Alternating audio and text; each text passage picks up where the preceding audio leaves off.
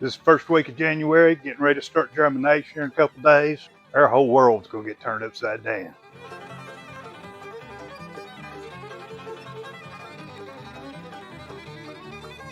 Once we start germinating, it's like a sprint. Over 2,000 plants we plan on having. There ain't much time for anything else. If you've ever tried to grow peppers from seed, you know how picky they can be. It takes a lot of consistency to get these things going. They ain't very forgiving. There ain't much room for error.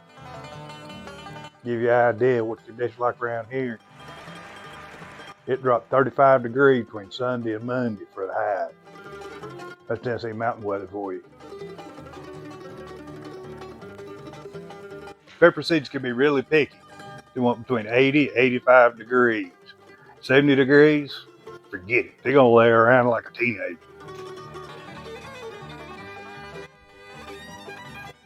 Before single seed hits the ground, we make sure we've got plenty of supplies.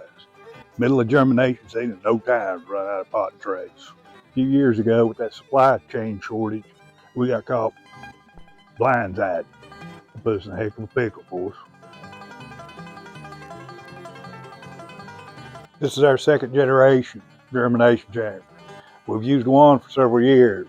We're upgraded to two this year. So why do we want two of these chambers? I'll tell you. This allows us to schedule our plants to be able to germinate when we want them to, not waiting on the other batch to germinate.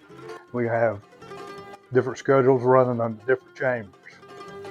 Germination chamber doesn't necessarily give you faster germination times, but what it does give you more consistent germination times. We uppot hundreds at a time. This consistency saves us a lot of labor. This method of germinating isn't for everybody. Now, it all depends on what your objectives are. Put down in the comments how you like to germinate, what you like. We added this nursery. We're going to move in nursery tables. We're going to lay down some wheat fabric.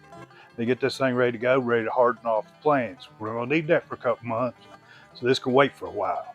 We plan on having plants in here probably the first week in February, mid-February at the latest. Since germination consumes our lives for a couple months, we knock out some other things around the farm so we focus on germination.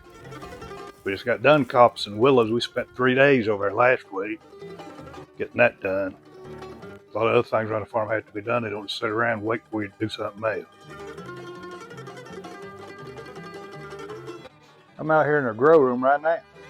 Our grow room allows us a place to put our seedlings while it's still cold outside to keep the seedlings from getting leggy. We use just standard LED shop lights. They're adjustable so we can raise them up as the plants grow, but it's nothing fancy. We tried the fancier lights and really didn't get any return out of those. We're just keeping them in here until it gets warm enough. Outside, we're going to put them in that nursery. We want to make sure they're healthy enough to survive out there in the nursery cold frame.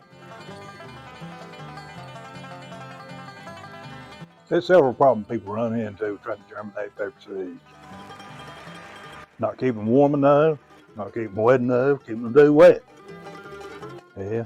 One of the biggest ones that I've seen, problem that I've seen a lot of people do, is bury seed too deep. We'll show you in our next video how we do it. Keep it from burying too deep.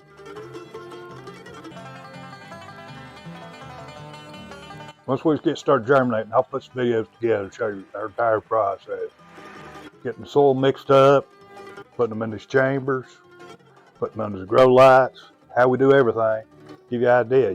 This may not be for you to do this method, but you'll pick something up, make it easier for it to germinate next year.